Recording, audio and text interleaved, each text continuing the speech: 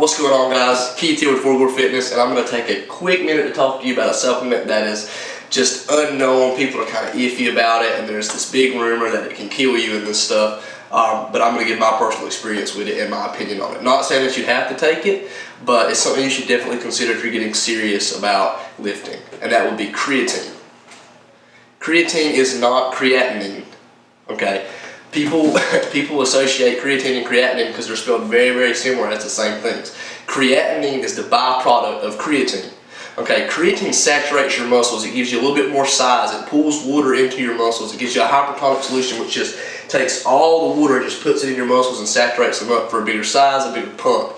Now, as I've said earlier, the bigger the pump, the bigger the growth. The bigger the growth, the bigger the tears. The bigger the tears, the bigger the repair, and the bigger the repair, the bigger the muscle gets. Now I'm gonna tell you that was really hard to say, so bear with me on that one. But so creatine, you know, what can it do to you? Can it hurt you? Will it kill you? Kidney failure is a big thing that you hear about creatine. Okay, there's like no proven science that creatine is going to cause your kidneys to fail. I mean, your kidneys filter creatine. What happens is if you don't take in enough water with creatine, then your kidney has trouble filtering out of your system because it sits there and you have a byproduct called creatinine. Now, creatinine levels, if you've ever been to go get a CAT scan, they shoot the dye in you, they test your creatinine levels first because that can cause you to have kidney failure. And that's only if your creatine levels are so out of whack and so high that your body's not filtering out on its own, which raises your creatinine levels, which then causes kidney failure. You're not just going to have kidney failure from taking creatine. Creatine is completely safe to use. There's not a lot of studies done on it, but I'll put it to you like this. I intentionally did not cycle off creatine, which they say you're supposed to cycle off every 5 or 6 weeks for like 2 weeks at a time. I intentionally did not cycle off this past semester. I went 14 straight weeks taking creatine, 5 grams every day for 14 weeks, not missing a day. I kept my water above a gallon a day, and I just went and got my blood work done to check my creatinine levels, and they were perfect.